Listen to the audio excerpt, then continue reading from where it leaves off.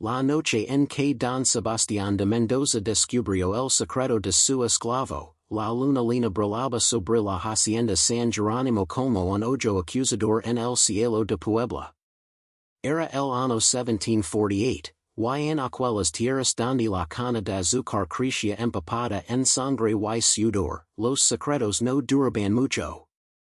Pero este secreto, guardado bajo capas de ropa sucia y miedo, había sobrevivido 3 años completos. 3 años en los que el esclavo conocido como Miguel había trabajado los campos, soportado el latigo del capataz y ocultado una verdad que, de revelarse, significaría la muerte más cruel que la Inquisición pudiera imaginar. Aquella noche, mientras el calor húmedo del verano mexicano sofocaba hasta las piedras, todo cambiaría. Don Sebastián caminaba por los corredores de su hacienda con paso firme pero alma inquieta. A sus 42 años, viudo desde hacía 5, el peso de administrar las tierras heredadas de su padre lo había convertido en un hombre duro, distante, temido por sus esclavos y respetado por sus pares. Pero esa noche, un robo de plata en la cocina lo había obligado a realizar una inspección personal de los barracones de esclavos, algo que normalmente dejaba en manos de su capataz, el brutal Ignacio Vargas. El hetera humanidad hacenada golpeó su rostro cuando entró en el primer barracón. 30 cuerpos dormían sobre piedras redos, encadenados unos a otros como ganado. La luz de su farol proyectaba sombras danzantes en las paredes de adobe. Don Sebastián avanzó entre los cuerpos buscando cualquier indicio del objeto robado. Fue entonces cuando lo vio. En el rincón más oscuro, un bulto se movió con rapidez sospechosa. Tu, levantate, ordinó con voz cortante. El esclavo se incorporó lentamente, manteniéndose de espaldas, los hombres tensos bajo la camisa rasgada. Don Sebastián frunció el ceño. Reconoce esa figura delgada. Miguel, uno de los esclavos más jóvenes, tal vez 23 o 24 años, comprado en el mercado de Veracruz hacía 3 años. Siempre calado, siempre esquivo, pero trabajador incansable. Date vuelta y muestram lo que esconde, exigió el amo. El esclavo no se movió. Un silencio denso se extendió entre ambos, interrumpido solo por el zumbido de los mosquitos y la respiración agitada del esclavo. Entonces, Don Sebastián vio algo que le heló la sangre. Bajo la tela sucia de la camisa, en el cuello del esclavo, había algo que brillaba. Un collar delgado, una joya femenina. Don Sebastián agarró al esclavo por el hombro y lo giró con violencia. Lo que vio lo arrancó el aliento de los pulmones. Bajo la mugre y las capas de ropa masculina, el rostro que lo miraba con ojos aterrorizados no era el de un hombre. Los pómulos altos, los labios linos, la delicadeza de las facciones.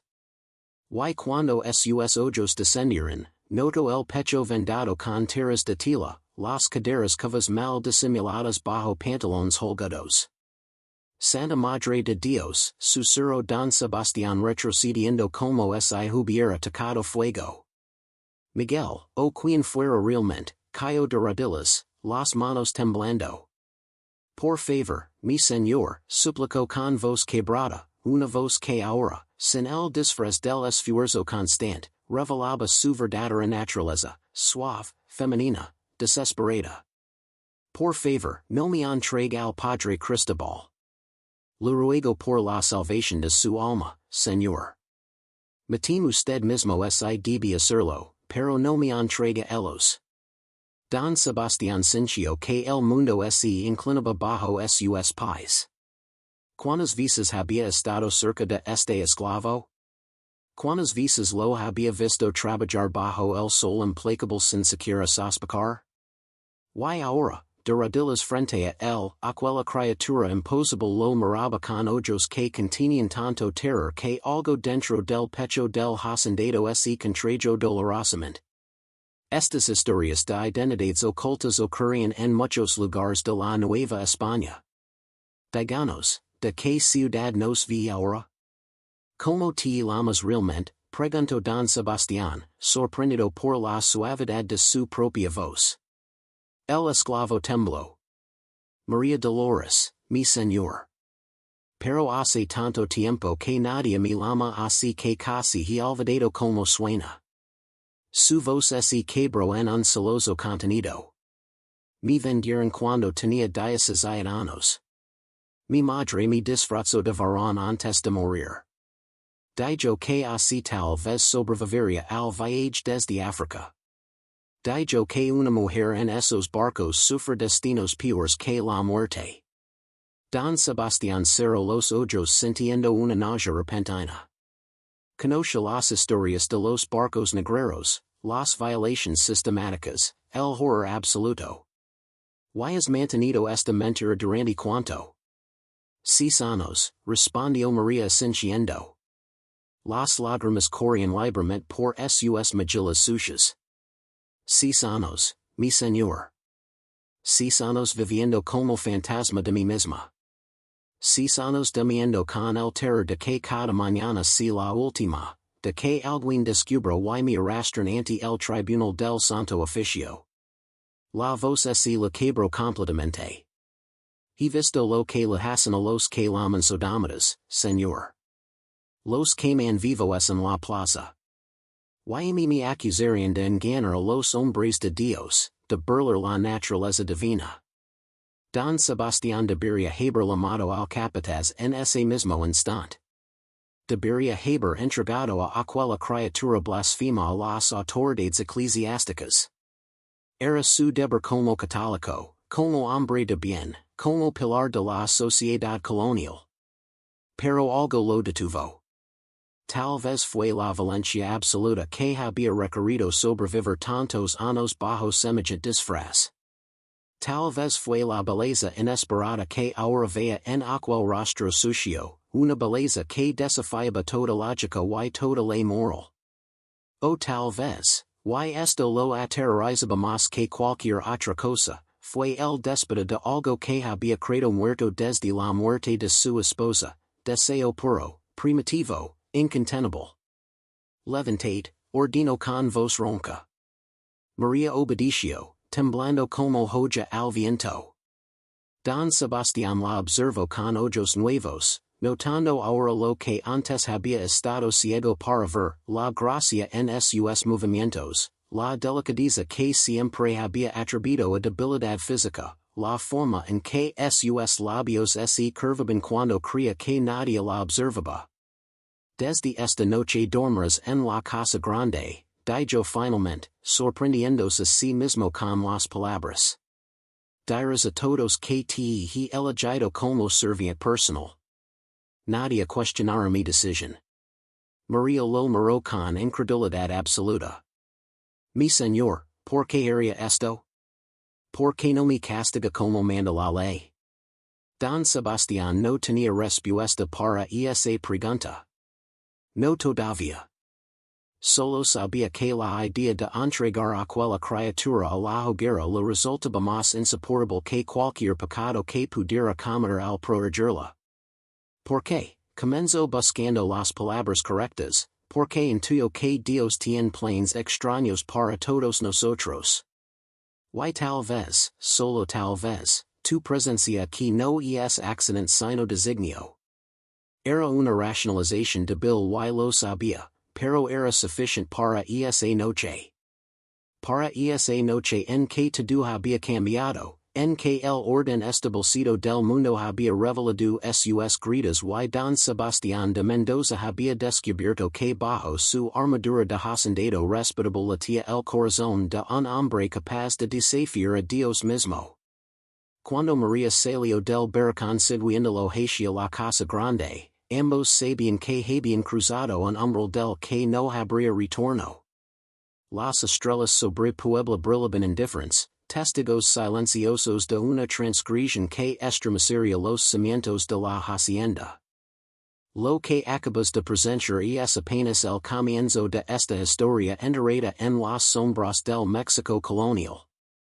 Si quieres conocer cómo esta transgresión desafió todo lo establecido, suscribid al canal y activa la campanita. Las paredes de San Jerónimo guardan secretos que la Inquisición jamás logró quemar por completo. Pero en la oscuridad del corredor que conduce a la casa, Don Sebastián no vio la figura que los observaba desde la ventana del segundo piso. El padre Cristobal Durán, confisor de la hacienda, con ojos entrecerrados y sonrisa cruel, acababa de presenciar algo que le daría poder sobre el hacendado más rico de la región. Y el padre Cristobal era hombre que sabía exactamente cómo usar el poder. La primera noche que María Dolores durmió en la casa grande no pudo cerrar los ojos en por un instante. La habitación que Don Sebastián le había asignado, un cuarto pequeño junto a las cocinas anteriormente usado para almacenar grano, era infinitamente más cómoda que el barracón infernal donde había pasado 3 años. Tenía un cater de verdad con sábanas limpias que olían a lavanda, una ventana pequeña que dejaba entrar la brisa nocturna. Un lujo impensable para alguien de su condición. Pero el lujo no calmaba el terror que le corroía las entrañas. Cada ruido la sobresaltaba. Cada crujido de madera le hacía pensar que venían por ella, que el amo había cambiado de opinión, que los alguaciles del Santo Oficio atravesarían la puerta en cualquier momento. Se tocó el pecho vendado, sintiendo la tela áspera contra su piel. 3 años manteniendo aquella tortura diaria, 3 años sin respirar profundo, sin permitirse un momento de descuido. Y ahora, por capricho o compasión de su amo, todo había cambiado. Pero hacia dónde? Al amanecer, cuando el sol tino de naranja las paredes encaladas de su nueva habitación, María se levantó con movimientos lentos. Le dolía todo el cuerpo. Años de trabajo brutal en los campos de cana habían dejado su marca en músculos y huesos. Se miró las manos calosas, heridas, manos que nunca volverían a ser suaves sin importar cuánta crema se aplicara. Manos que contaban la historia de su sufrimiento mejor que cualquier palabra. Cuando salió del cuarto, encontró a Jacinta, la cocinera principal de la hacienda, esperándola con expresión indescifrable. Jacinta era una mujer mestiza de 50 años, corpulenta y de mirada penetrante, que llevaba 30 años sirviendo a la familia Mendoza. Era la autoridad indiscutible entre los sirvientes de la casa. Así que tú eres el nuevo capricho del amo, dijo Jacinta sin preámbulos, observando a María de pies a cabeza con ojos que no perdían de tal. Seguim. Don Sebastián ordenó que te bañes y te vistas apropiadamente. Dice que trabajarás en la biblioteca organizando sus papeles. María bajó la mirada, el corazón latiendo con fuerza. ¿Cuánto sabría Jacinta? ¿Cuánto había visto? Sí, señora, murmuró. Jacinta resopló. No me llames señora, Nina. Soy esclava como tú, aunque mis cadenas son de oro y las tuyas de hierro. Y puedes ahorrar el teatro conmigo. Se acercó y levantó la barbilla de María con dedos firmes. Sé lo que eres. Lo he sabido desde la primera vez que te six en los campos hace 3 años. Una reconoce las de su especie. María sintió que el pánico le cerraba la garganta. Por favor, no. Jacinta la interrumpió con un gesto. Tranquila. Tu secreto está a salvo conmigo. He visto cosas peores en esta hacienda. He guardado secretos que te pondrían los pelos de punta. Pero escúchame bien, Don Sebastián es un hombre bueno comparado con otros amas que he conocido. Sin embargo, también es un hombre solo, atormentado. Y los hombres así hacen cosas impredecibles cuando se sienten desesperados. Los ojos de Jacinta se endurecieron. Entines lo que te digo? María Asincio lentamente, aunque no estaba segura de comprender del todo. Jacinta la condujo a través de la casa, subiendo escaleras de piedra hasta el segundo piso donde estaban las habitaciones privadas. El contraste con los barracones era obsceno, pisos de mosaico importado de España, paredes decoradas con pinturas religiosas de valor incalculable, muebles de caoba talada que costaban más que la vida de 10 esclavos. En una sala pequeña adyacente a los dormitorios habían preparado una tina de cabrolina de agua caliente. El vapor ascendía formando volutas fantasmales. Bainate, ordino Jacinta. Y cuando termines, quitate esas vendas del pecho. Don Sebastián de ropa limpia para ti. Ropa apropiada. Señaló un bulto sobre una silla. María se acercó con manos temblorosas y desdobló la tela. Era un vestido simple, de algodón blanco, del tipo que usaban las sirvientas de la casa. Pero era un vestido. Su corazón se contrajo dolorosamente. ¿Cuándo fue la última vez que había usado ropa de mujer? 6 años.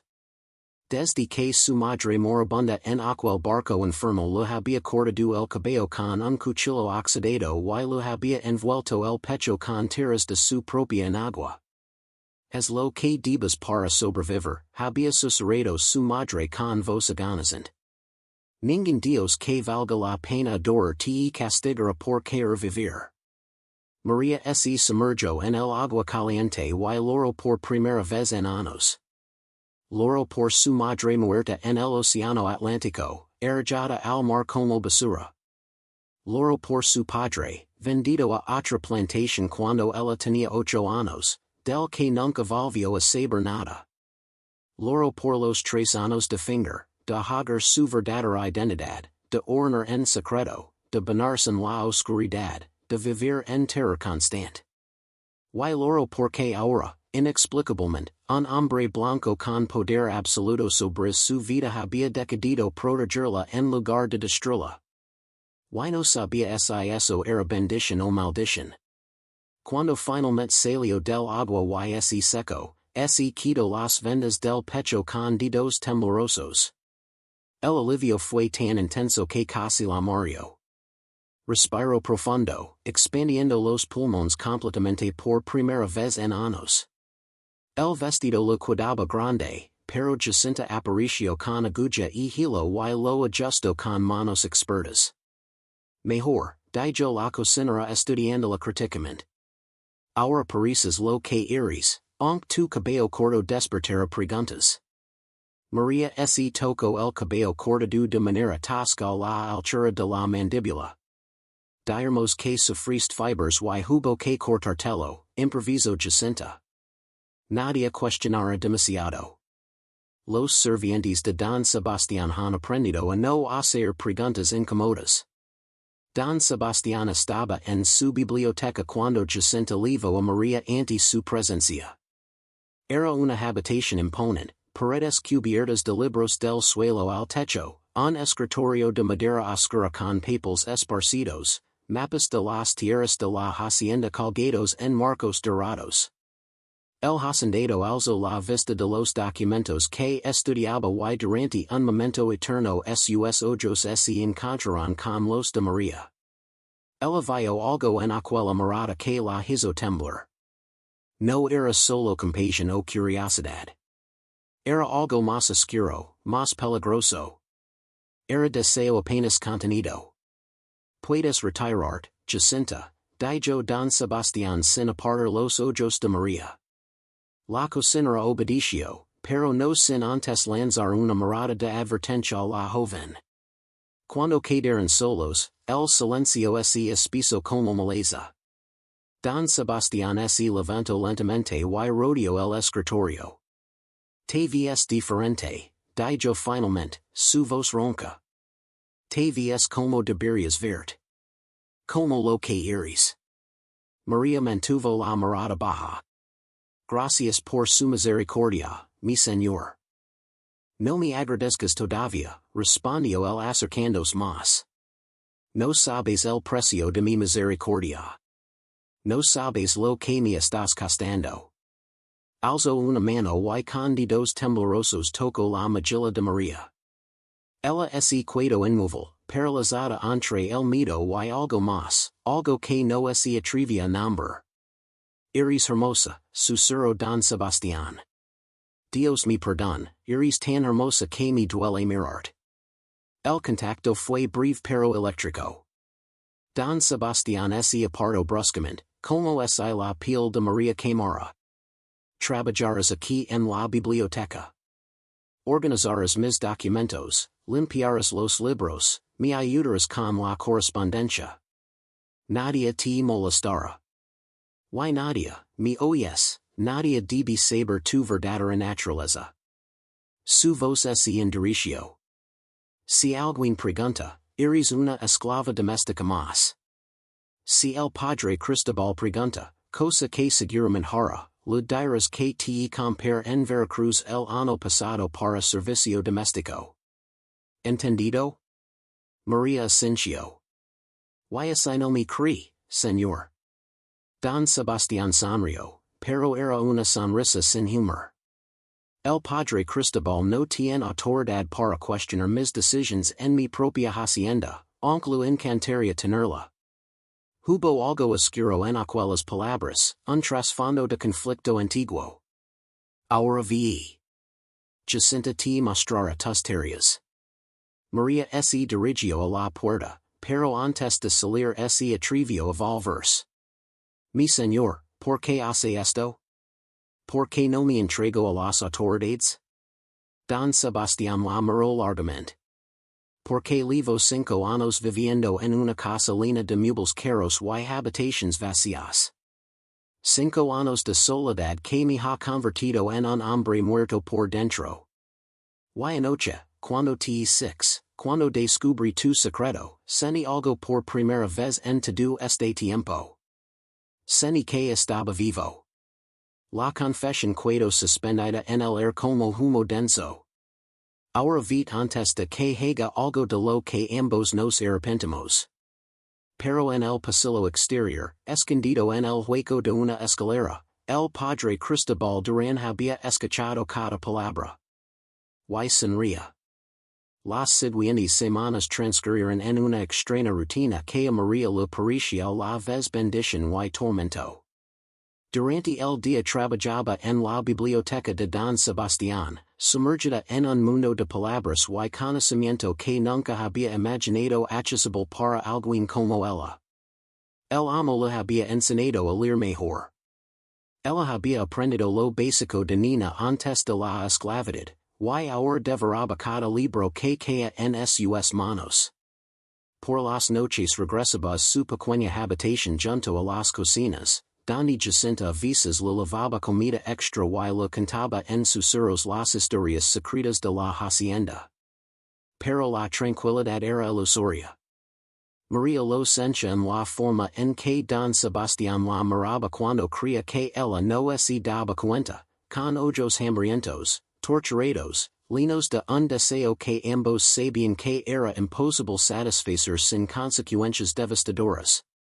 Lo sentía en las veces que sus manos se rozaban accidentalmente al pasar documentos, en la electricidad que crujía en el aire entre ellos. Y sobre todo lo sentía en la presencia constante y opresiva del padre Cristobal Durán, que había empezado a visitar la biblioteca con frecuencia sospechosa.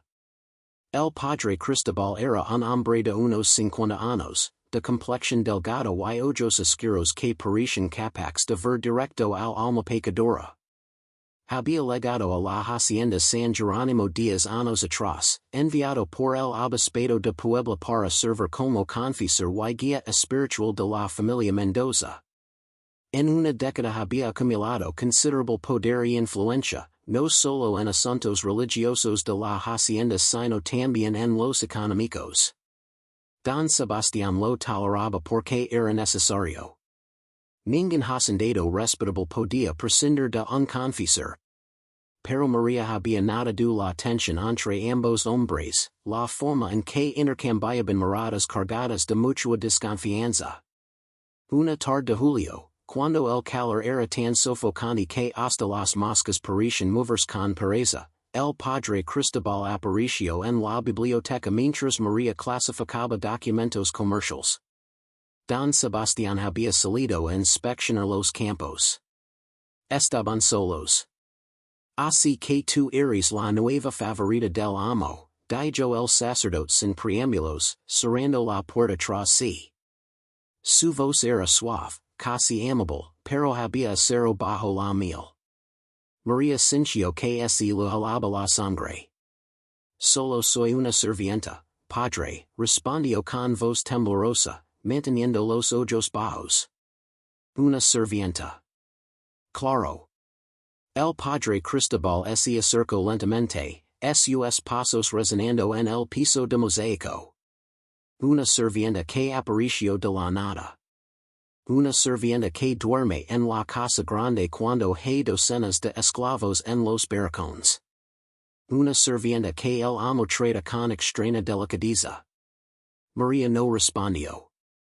El padre Cristobal rodeó la mesa donde ella trabajaba, observándola como un halcón observa a un ratón. Sabes, hija mía, soy un hombre de Dios, pero también soy un hombre del mundo. He visto muchas cosas en mi ministerio. He oído confesiones que hilarían la sangre de cualquier cristiano común. He sido testigo de pecados que desafían la imaginación. Se detuvo junto a ella, tan cerca que María podía oler el incienso en su sotana. Y desarrollado cierto instinto para detectar cuando algo no es lo que parece. María mantuvo la respiración contenida. No sé de qué habla, padre. No, susurró él. Entonces tal vez debería hablar más claro. He observado a don Sebastián estos últimos días. Lo conozco bien, hija. Lo confíes durante la agonía de su esposa. Escuché sus lágrimas cuando ella murió. Conozco cada rincón de su alma, cada debilidad, cada tentación. Se inclinó más cerca. Y se reconocer cuando un hombre está siendo consumido por la lujuria. La pregunta es, ¿lujuria por qué? ¿Por quién? El terror le cerró la garganta a María, pero se obligó a mantener la compostura. El amo es un caballero piadoso, padre. No se atrevería. ¿A qué? Interrumpió el sacerdote con sonrisa cruel. ¿A fornicar con una esclava? Ay, criatura ingenua. Eso pasa en todas las haciendas del veranado. No es pecado novedoso. Pero hay algo diferente aquí, algo que no termino de comprender. Alzó la mano y, antes de que María pudiera apartarse, le tocó el cabello corto. Este cabello, por ejemplo. ¿Qué mujer se corta el cabello hacia menos que? La puerta se abrió de golpe y don Sebastián entró con expresión tormentosa. Había regresado antes de lo esperado, y la escena que presenció, el padre Cristobal inclinado sobre María, tocándola, hizo que algo feral brillara en sus ojos. Padre, dijo con voz gelada, no sabía que tenía asuntos urgentes con mi sirvienta. El sacerdote se enderezó lentamente, sin mostrar vergüenza alguna. Solo realizaba mi labor pastoral, Sebastián. Es mi deber conocer a todos los miembros de esta comunidad cristiana, asegurarme de que sus almas estén debidamente cuidadas. El cuidado de las almas de mis esclavos es mi responsabilidad, padre. Y ahora, mi disculpa, tengo trabajo que terminar con María Dolores. Usó su nombre completo deliberadamente, marcando territorio. El padre Cristobal sonrió, y esa sonrisa no alcanzó sus ojos. Por supuesto, don Sebastián. Pero recuerde que la confesión es sacramento sagrado. Y hay pecados que, no se confiesan, pueden consumir el alma hasta no dejar nada. Hizo una pausa significativa.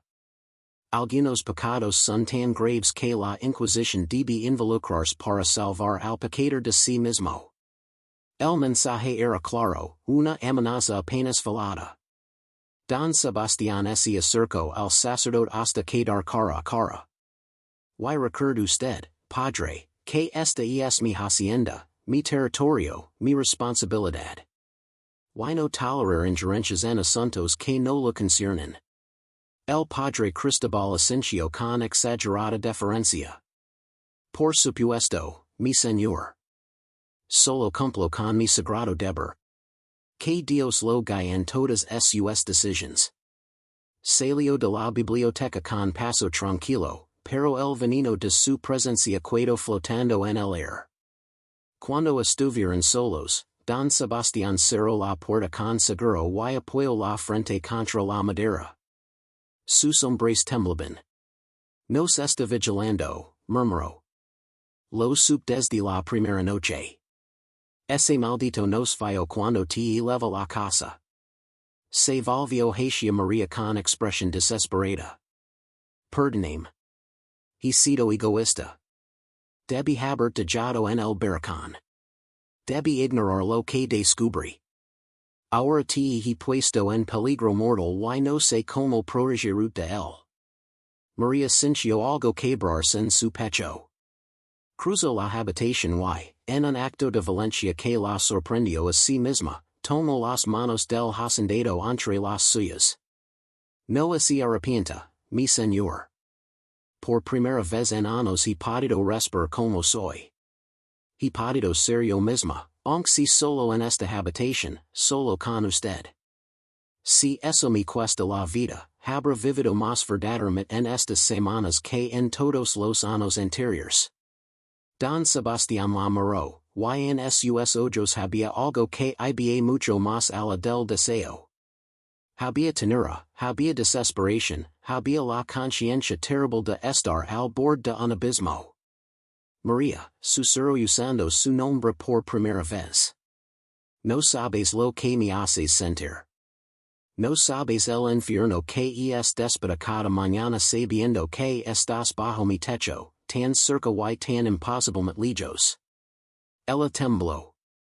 Mi señor. Sebastián, la interrumpió él. Cuando estemos solos, llame Sebastián. Déjame escuchar mi nombre en tu voz, aunque sea pecado mortal. Se miraron en silencio, el peso de lo prohibido suspendido entre ambos como cuchilla. Entonces, lentamente, Sebastián alzó la mano y acarició la mejilla de María con dedos temblorosos. Ella cerró los ojos, inclinándose hacia el contacto como flor hacia el sol. Dios me perdone, susurró él, pero no puedo seguir fingiendo que no siento esto. Y antes de que María pudiera responder, antes de que la razón pudiera interponerse, Sebastián se inclinó y rozó sus labios con los de ella en un beso tan suave que era casi un suspiro. Fue apenas un instante, un contacto fugaz como ala de mariposa. Pero cuando se separaron, ambos sabían que habían cruzado el umbral del que no hay retorno. María abrió los ojos y en ellos brillaban lágrimas. Esto nos destruirá, susurró. Lo sé, respondió Sebastián. Pero ya no me importa. Afuera, las nubes de tormenta se acumulaban sobre la hacienda San Jerónimo. Y en su celda austera, el padre Cristobal Durán escribió una carta al Tribunal del Santo Oficio en la Ciudad de México.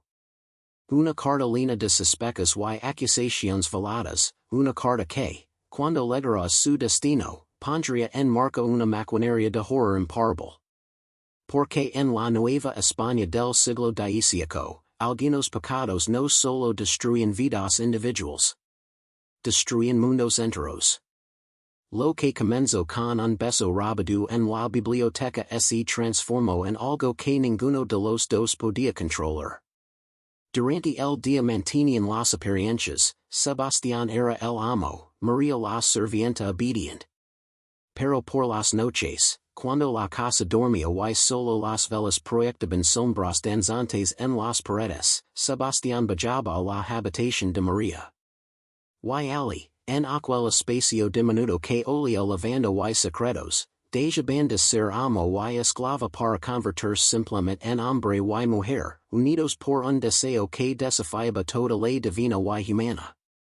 Sebastián le enseñó cosas que María nunca había imaginado, que el placer no tenía que ser brutal o doloroso, que las caricias pa. This response paused because Claude reached its max length for a message. It continued to nudge Claude along. Continue. Dien ser suaves, que los susurros en la oscuridad podían sanar heridas del alma tanto como del cuerpo. Ella, a su vez, le dio algo que Sebastián había perdido hace años, la capacidad de sentirse vivo, de sentir que su corazón on latía por algo más que obligación y deber. Se amaban en silencio sepulcral, sabiendo que un solo gemido demasiado fuerte podría traer la ruina sobre ambos.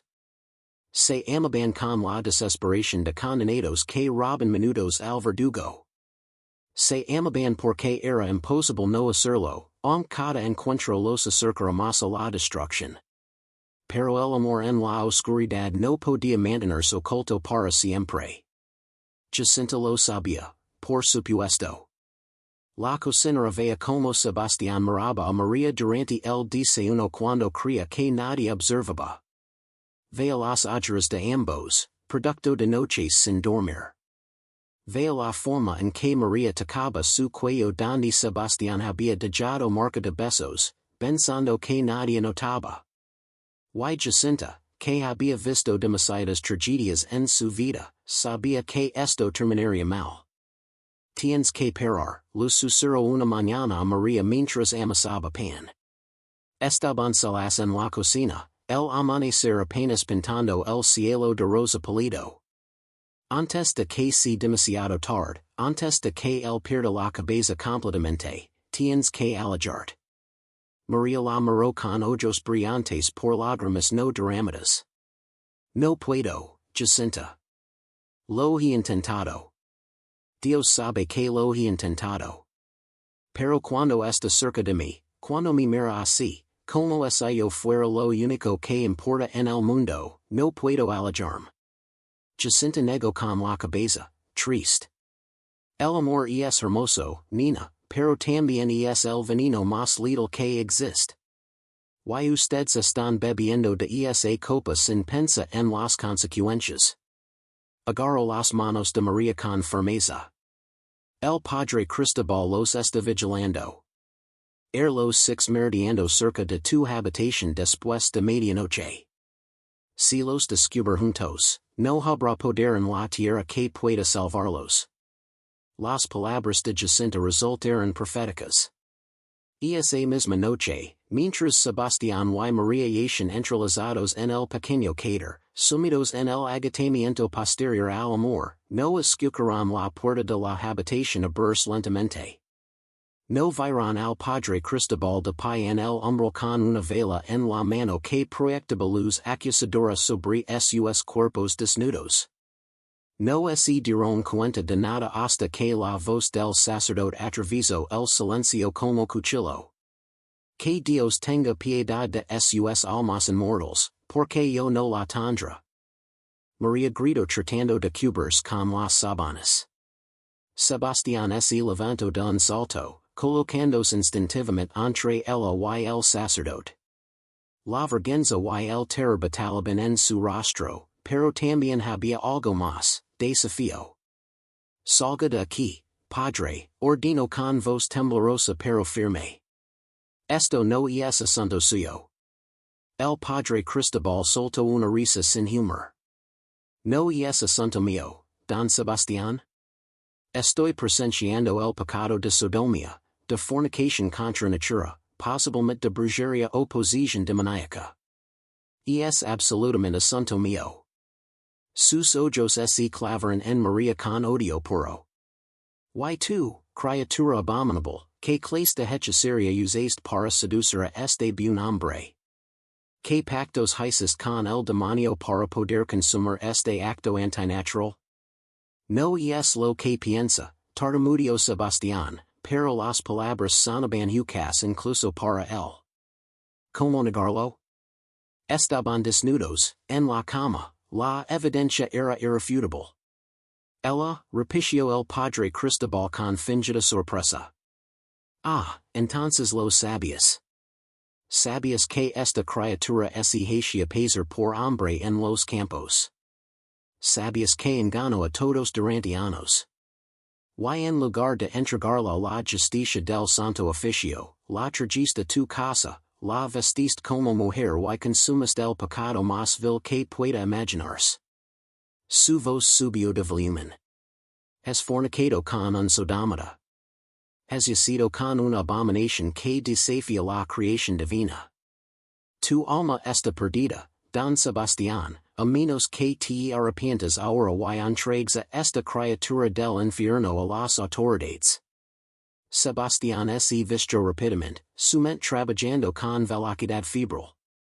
Conoce al padre Cristobal lo suficiente para saber que razonar o suplicar sería inútil. El sacerdote había esperado este momento, lo había buscado activamente. ¿Pero por qué? Y entonces lo comprendió. Poder. El padre Cristobal había acumulado considerable influencia en la hacienda durante años, pero siempre había estado subordinado a Sebastián. Ahora, con esta información, tenía lo que necesitaba para destruirlo completamente o convertirlo en títera. ¿Qué quiere, padre? Preguntó Sebastián con voz gelada. La máscara de indignación moral cayó del rostro del sacerdote, revelando una sonrisa calculadora. Ah, ahora estamos teniendo una conversación de hombres razonables. ¡Qué alivio! Se sentó en la única silla de la habitación como si estuviera en su propia celda. Lo que quiero, don Sebastián, es muy simple. Quiero control. Control sobre las decisiones de la hacienda, sobre los asuntos financieros, sobre las compras y ventas. Quiero ser tu socio en todo, no tu empleado. Hizo una pausa. Y quiero que esta criatura desaparezca. No necesariamente muerta, eso tranquiliza tu conciencia culpable, pero si vendida lejos de aquí, donde nunca más puedas verla. El ultimátum quedó suspendido en el aire denso de la habitación. María Solozó quietamente, comprendiendo que todo había terminado. Pero Sebastián la sorprendió. No, dijo con voz firme. El padre Cristobal arqueó una ceja. Disculpa. He dijo que no. No le dar control sobre mis tierras y no vender a María. Su voz ganó fuerza. Pueda ir al tribunal del santo oficio, pueda denunciarme, pueda destruirme si quiere. Pero no cederá a su chantaje. El padre Cristobal se levantó lentamente, la sorpresa genuina cruzando su rostro. ¿Estás dispuesto a perder todo por esta esclava? ¿Por esta abominación? Don Sebastián, reflexiona sobre lo que estás diciendo. El santo oficio no solo te destruirá ti. Confiscará tus tierras, deshonorará tu apellido para siempre. Tus sobrinos, tu familia, todos sufrirán la mancha de tu pecado. Miró a María con desprecio. Y ella la quemaron viva en la plaza de Puebla, en teens. La quemaron mientras la multitud aplaud y arroja piedras. Y lo harán lentamente, para que su agonía sirva de ejemplo. Sebastián palideció, pero no retrocedió. Entonces ¿qué hace? Porque he descubierto algo en estas últimas semanas, padre, que una vida sin amor, sin sentir algo real, sin arriesgar nada, no es vida en absoluto. He estado muerto durante 5 años. María me devolvió a la vida. Y prefiero arder en el infierno con ella que vivir un día más en el paraíso vacío que ha sido mi existencia. Las palabras golpearon a María con fuerza de maremoto. Se levantó, enredada en las sábanas, y se arrojó a los pies del sacerdote. Por favor, padre, no lo destruya. Yo me ir. Lo juro por todos los santos. Me ir esta misma noche y nunca volverá a saber de mí. Pero no lo denuncie. Se lo ruego. El no tien culpa. Fui yo quien lo sedujo, quien uso arts oscuras para nublar su juicio. Castigame a mí, pero déjelo en paz. Era una actuación desesperada y ambos hombres lo sabían. Pero el padre Cristobal pareció considerarlo. Levantate, ordino finalmente. Tengo una propuesta diferente. Se volvió hacia Sebastián. No los denunciar al santo oficio. Todavía no. Pero esta es mi condición, ella es de aquí mañana al amanecer. No vendida, es Olivia tu conciencia, sino liberada. Le der carta de manumission en tu nombre. Padre ir donde quiera, hacer lo que quiera. Sonrió friamente. Y tú, Don Sebastián, dedicarás el resto de tu vida a la penitencia. Harás sustanciales donations a la iglesia. Construirás una capilla en estas tierras. Y cada mes, durante los próximos 10 años, confesarás tu pecado y aceptarás la penitencia que yo imponga. Sebastián cerró los ojos. Era trampa cruel. María sería libre, pero el quedaría atado a la iglesia, sangrado económicamente, espiritualmente aplastado bajo el peso de la culpa que el padre Cristobal se encargaría de mantener viva. ¿Y si me niego? Preguntó sin abrir los ojos. Entonces mañana a primera hora envío mi informe al tribunal. En 3 días llegarán los alguaciles. En una semana ambos estarán en las mazmorras de la Inquisición. Y lo que sucede en esas mazmorras, mi querido Don Sebastián, es peor que cualquier infierno que Dante imaginara. El padre Cristobal se dirigió a la puerta. Tienen hasta el amanecer para decidir. Que Dios ilumine sus almas. Y salió, dejando tras de sí el peso aplastante de una elección imposible. Sebastián y María se abrazaron en el silencio que siguió, sabiendo que aquella era su última noche juntos.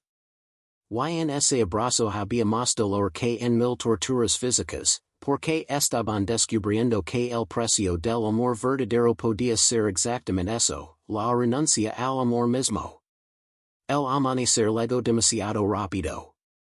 María había pasado la noche empacando las pocas posiciones que tenía, el vestido que Sebastián le había dado, algunos libros que él insistió en que se llevara, un rosario que había pertenecido a la difunta esposa del hacendado y que él depositó en sus manos con ceremonia solemne.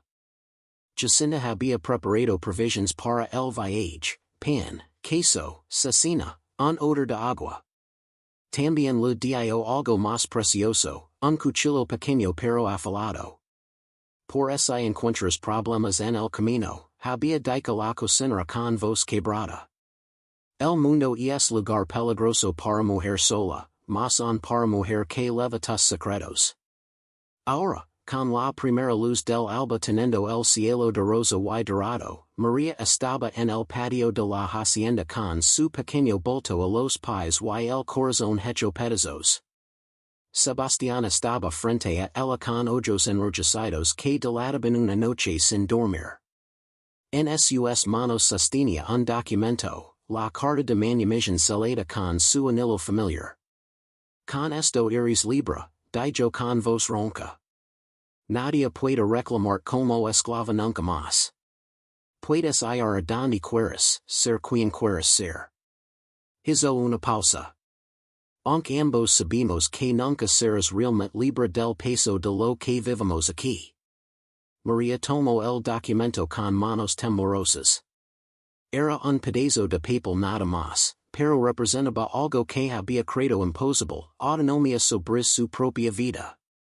¿A dónde ir? Susurró, más para sí misma que para Sebastián. A Oaxaca, respondió él. Tengo un contacto allí, un comerciante llamado Rodrigo Salazar. Es hombre de confianza. Le debo varios favors. Le he enviado carta pidiendo que te ayude a establecer. Sacó una bolsa de cuero que tenía con el sonido inconfundible de monedas de plata. Esto es sufficient para que vivas modestamente durante un año. Después tendrás que encontrar trabajo, pero Rodrigo te ayudará con eso también. María rechazó la bolsa instintivamente. No puedo aceptar más de usted. Ya ha arriesgado demasiado. Sebastián cerró los dedos de ella alrededor de la bolsa con firmeza. No discutas. Es lo mínimo que puedo hacer. Why María? Su voz es quebró. Si alguna vez necesitas algo, lo que sí, manda palabra. Encontrar forma de ayudarte, no importa donde estés. Se mirarán en silencio, memorizando cada detalle del rostro del otro, grabándos mutuamente en la memoria como tallado en piedra. Entonces, sin importar quién pudiera estar observando, Sebastián la besó. Fue beso largo, desesperado, que sabía lágrimas y despedida. Beso que contenía todo lo que nunca podrían decirse, todo lo que el mundo nunca les permitiría ser. Cuando se separan, María susurró, te amaré hasta mi último aliento en esta vida y en cualquier otra que pueda existir después. Sebastián no pudo responder. Solo asintió, las lágrimas corriendo libremente por sus mejillas. María tomó su bulto y echó a andar hacia el camino que levaba fuera de la hacienda. No se permitió mirar atrás. Si lo hacía, sabía que no tendría fuerza para seguir.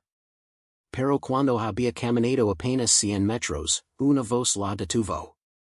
¿De verdad pensaste que sería tan fácil? María se volvió y sintió que la sangre se le helaba. El padre Cristobal estaba en medio del camino bloqueando el paso, y con él había 4 hombres armados, guardias de la hacienda.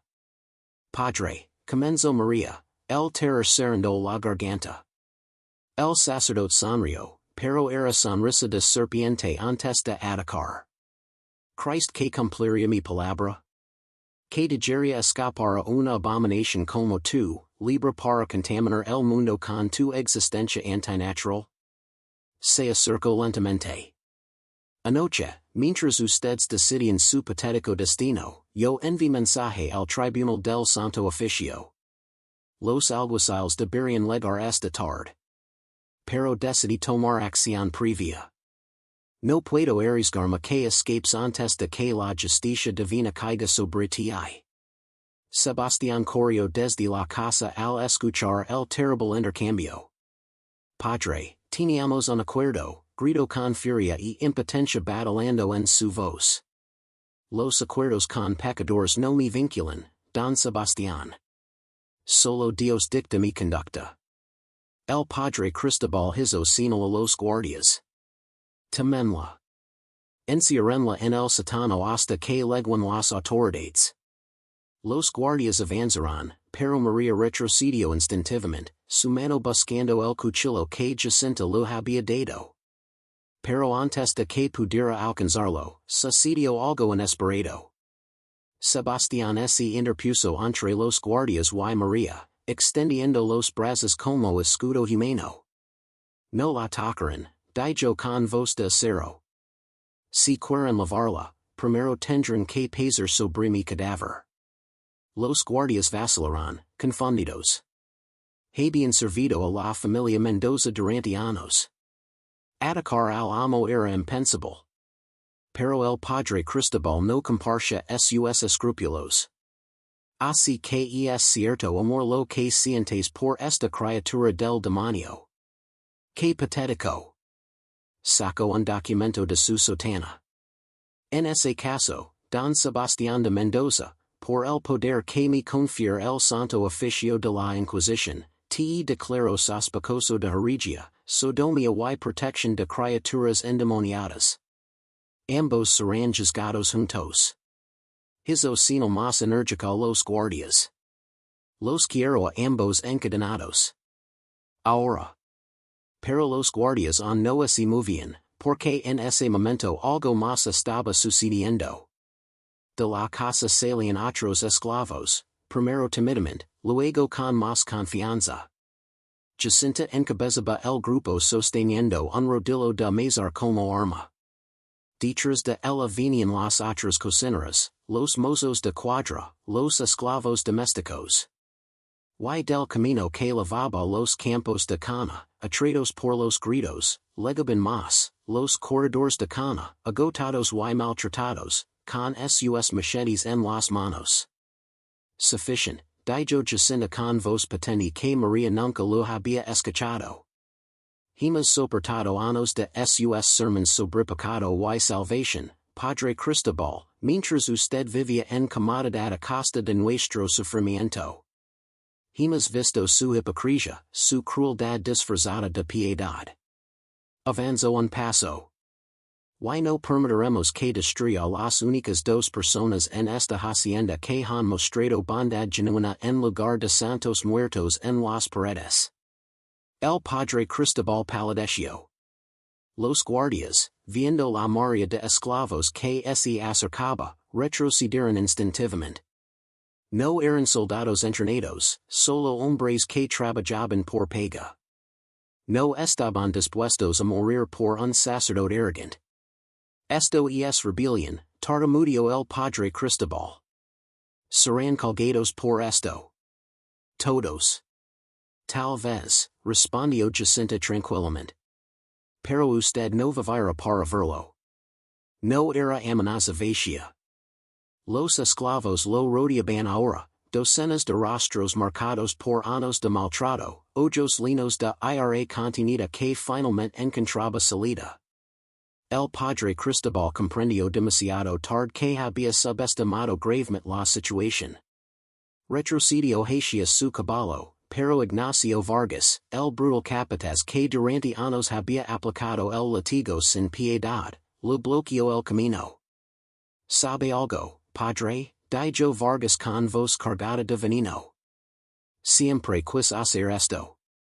Y antes de que alguien pudiera detenerlo, golpeó al sacerdote con fuerza, derribándolo. Lo que siguió fue caos. Los guardias huyeron.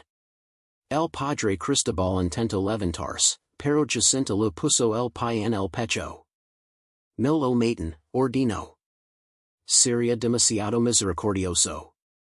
Atenlo y encierrenlo en el sótano. Cuando lleguen los alguaciles del Santo Oficio, les diremos que intentó violar a María Dolores y que tuvimos que detenerlo. Sonrió fríamente. Su palabra contra la nuestra. Veremos a quien creen. Sebastián miraba la escena con incredulidad absoluta. En cuestión de minutos, el orden establecido de su hacienda había colapsado completamente.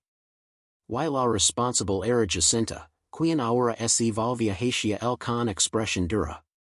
Don Sebastián, tiene que irse. Usted y María. Ahora. Los alguaciles vienen en camino, y aunque podemos demorarlos por un tiempo con esta historia sobre el Padre Cristobal, eventualmente descubrirán la verdad. Para entonces deben estar listos. Repitió Sebastián aturdido. Abandonar mi hacienda, mi herencia. Su herencia lo matará si queda, dijo Jacinta con impaciencia.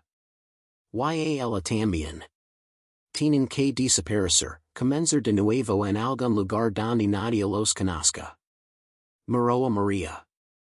Oaxaca, dijiste. Es buen comienzo, pero no suficiente.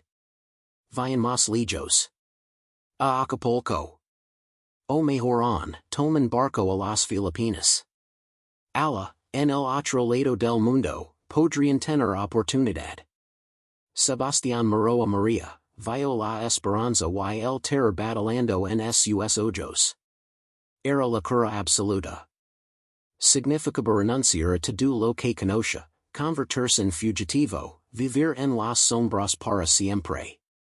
Pero cuando la miró, cuando vio el futuro que podrían tener juntos contra el vacío que había sido su vida anterior, la elección se volvió súbitamente clara.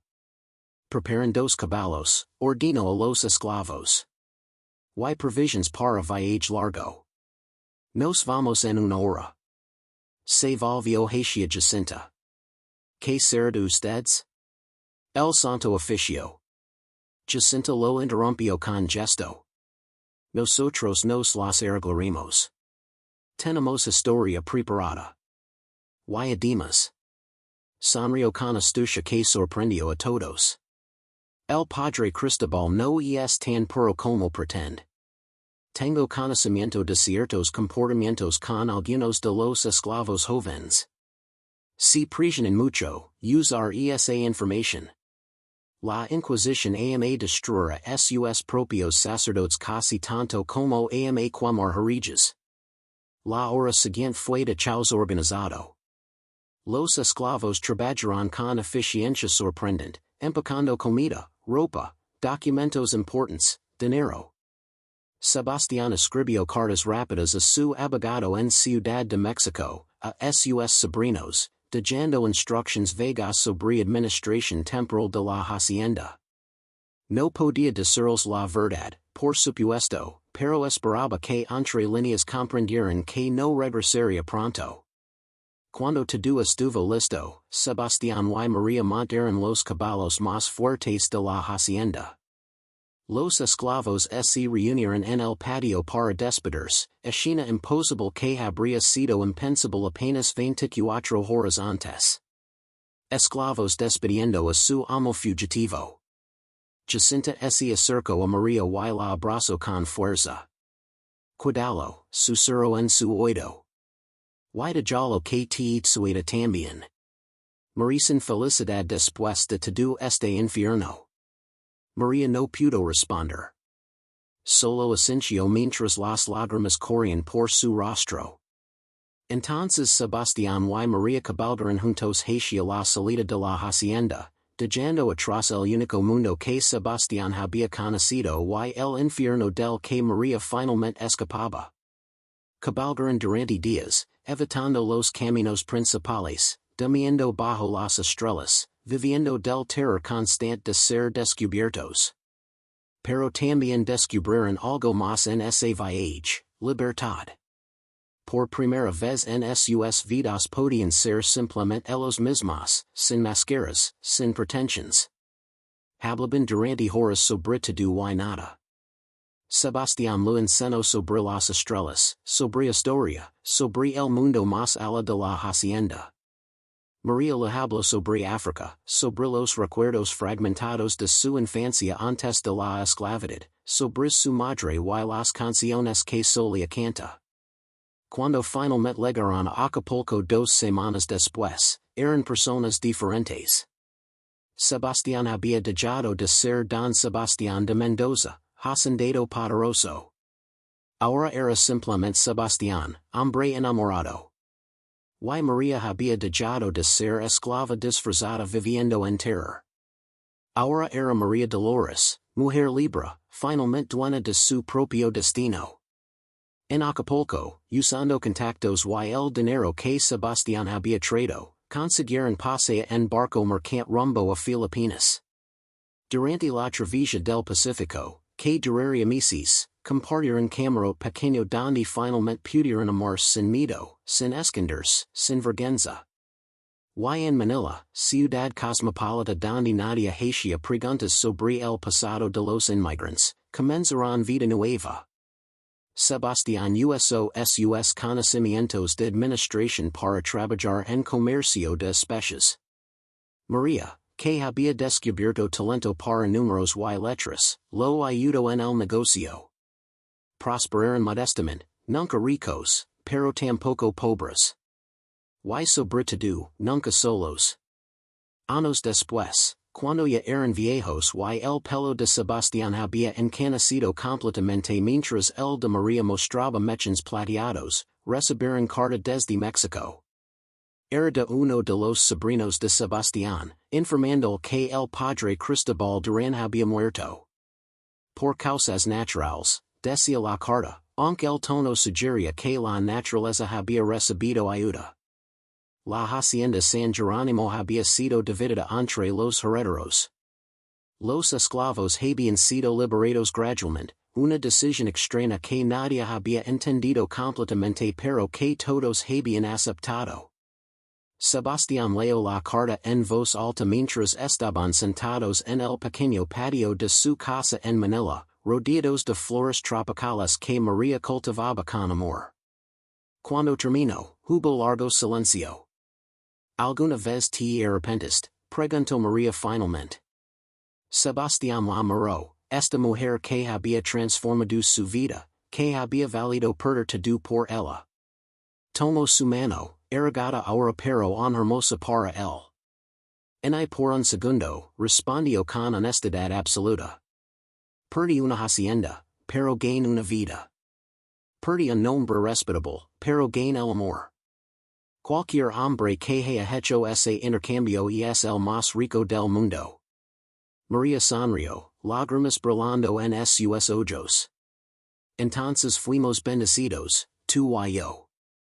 A pesar de todo el dolor, a pesar del precio, fuimos infinitamente bendecidos.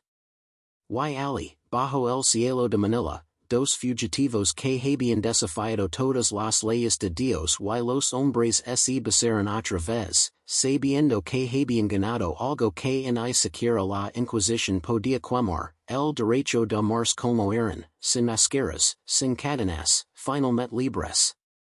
En las sombras de la hacienda que dejaron atrás, su amor había nacido contra toda probabilidad. Pero en la luz de su vida nueva, ese amor floreció de manera que nadie habría imaginado posible. Y eso, al final, fue todo lo que importó.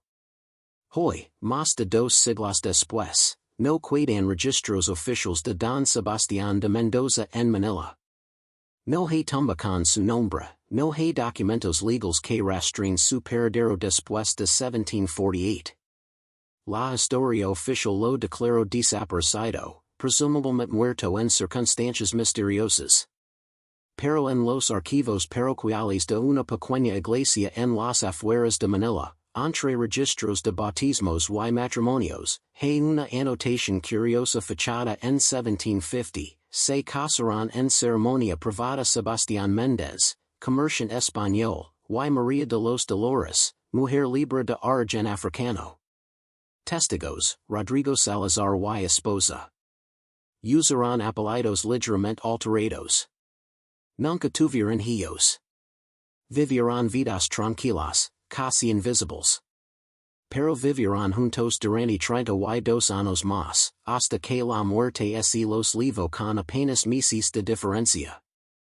Los vecinos que los conocieron recordaban una pareja extraña pero devota, el español de maneras refinadas que jamás hablaba de su pasado, ella, mujer de piel oscura y ojos sabios que cultivaba las flores más hermosas de todo Manila. Vivían para el otro, dicen los vecinos. Cuando uno entraba a una habitación, los ojos del otro los seguían como si temieran que desapareciera. En la hacienda San Jerónimo, mientras tanto, la vida continuó. Los esclavos liberados por los nuevos dueños contaban en susurros la historia del amo que había amado a una esclava más que a su propia alma, Quebec había renunciado a todo por protegerla. La historia se transformó con los años, embellecida, mitificada. Algunos dicen que María había sido bruja que lo hechizó. Otros que era princesa africana disfrazada. Otros más que ambos habían sido mártires del amor verdadero, santos no reconocidos por una iglesia demasiado ciega para ver la divinidad en lo diferente.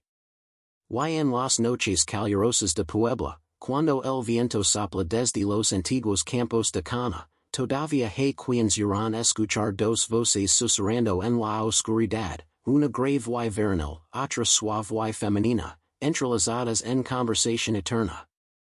No es fantasma, dicen los descendientes de aquellos esclavos que presenciaron la rebelión. Es memoria.